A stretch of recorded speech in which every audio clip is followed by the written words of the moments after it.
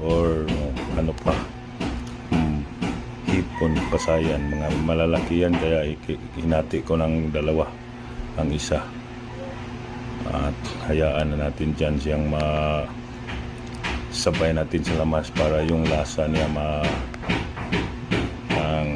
maranasan natin ang lasa ng pasayan or hipon or uwang. Yan o, pakuluan na natin. Pag kumukulo na yan, doon na natin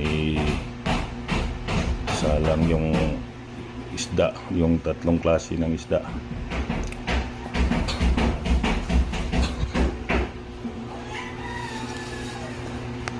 Lagyan natin ng asin. Asin lang muna siya at